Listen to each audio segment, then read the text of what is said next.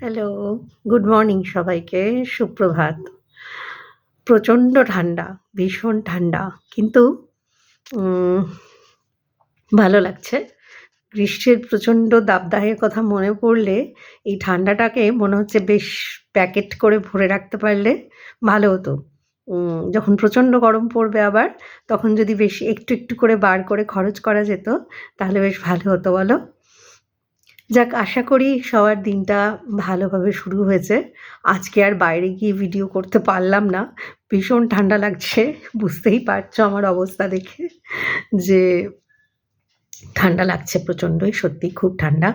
তো উপভোগ করছো নিশ্চয়ই সবাই ঠান্ডাটাকে।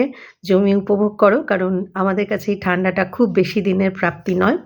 আ বেশ কম দিনই থাকবে। উম খুব জোর ২ সপ্তাহ ৩ সপ্তাহ থাকে। তারপরেই হাওয়া হয়ে যায়। উম মোটামুটি আ ২৩শে জানুয়ারি সরস্বতী পুজো এবছর। তো তখন থেকেই বেশ গরম ধরাতে শুরু করবে। এই কটা দিন আরো জানুয়ারি মাসের কটা দিন হয়তো একটু পাবো ঠান্ডাটা। আর এই তীব্র ঠান্ডাটা হয়তো বেশিদিন লাস্টিং করবে না। তবে ঠান্ডাটা উপভোগ করতে পারবো জানুয়ারি মাসের শেষ অবধি আশা করছি। তারপর থেকেই বোঝাতে শুরু করবে যে সামনে আবার কী দিন আসছে।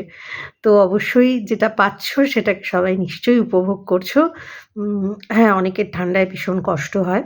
আমারও হয়। কারণ আমারও এবছর কিছু কোল্ড অ্যালার্জির সমস্যা হচ্ছে। তো ঠিক আছে, সে তো গরমেও মানুষের কষ্ট হয়, তাই না? যখন যেমন তখন তেমনভাবেই চলতে হবে আমাদের। তো বলো কার, কার সকাল কেমনভাবে শুরু হয়েছে? আ যথারীতি আমারও কর্মব্যস্ত সকাল। কিন্তু আজকে একটা ব্লান্ডার করেছি, অ্যালার্ম অফ করে ঘুমিয়ে পড়েছি। যার জন্য তারপর আমার হাসব্যান্ড ডেকে বলছে, "এই ওঠো, উঠবে না?" সেরকম ব্যাপার আরকি।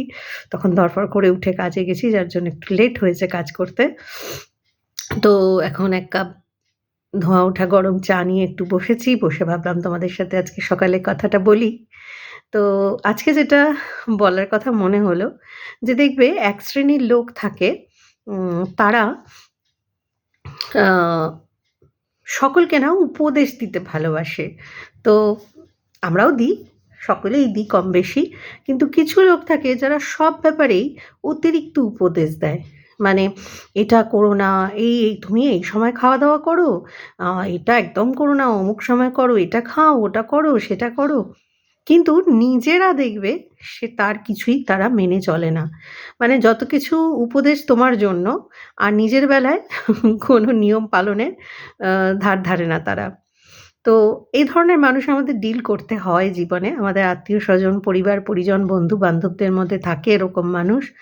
তো হ্যাঁ, উপদেশ নিশ্চয়ই দেব। যেটা আমি নিজে মানতে পারি, সেটা আমি পরকে উপদেশ দিতেই পারি যে, "আমি এটা করি না।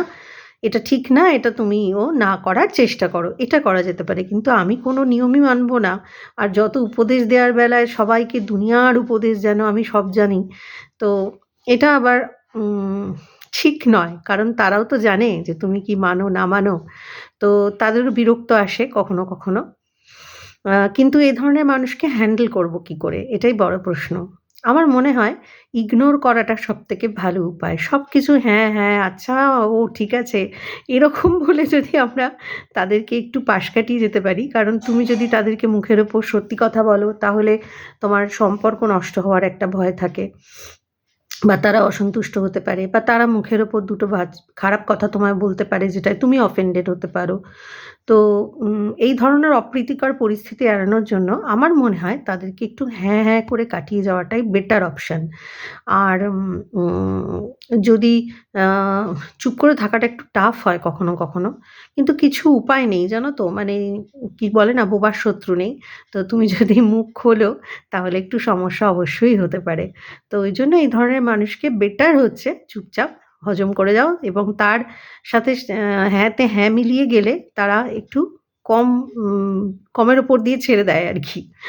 তো উম এরকম মানুষ জীবনে আসবে। তাদেরকে একটু চালাকি করে হ্যান্ডেল করতে হবে। বা অনেকে থাকে না দেখবে একটু টক্সিক, মানে খ্যাচখ্যাচ করে সারাক্ষণ, অভ্যাসটাই তাদের খিচখিচে। তারা যে খুব ইনটেনশনালি সবসময় করছে তা নয়, কিন্তু সব কথায় খুঁত ধরবে। আমাদের পরিবারে আমাদের আপনজনের মধ্যেই বা কর্মক্ষেত্রে এরকম মানুষ থাকলে তখন আমাদের খুব ডিফিকাল্ট হয়ে যায় আমাদের কাছে। কারণ তাকে তো ঝট করে অ্যাভয়েড করতে পারবে না।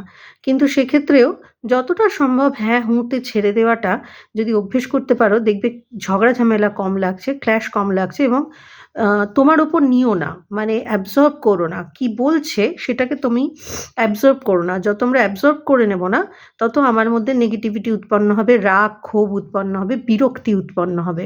তো কোনো জিনিস যদি আমি অ্যাবসর্ব না করি, সেটা আমার পক্ষে বেটার। নেগেটিভ জিনিস যত তুমি অ্যাবসর্ব কম করবে, সেটাই তোমার জন্য বেটার। তো এটাই আজকে সবাইকে সকালের বার্তায় বললাম, যে কোনো নেগেটিভিটিকে নিজের ভেতরে ঝট করে অ্যাবসর্ব করে নিও না। যতটা পারো সেটাকে ইগনোর করে চলো। অ্যাবসর্ব করে নিলেই তোমার ওপর কিন্তু সেটা ইফেক্ট ফেলবে। ঠিক আছে?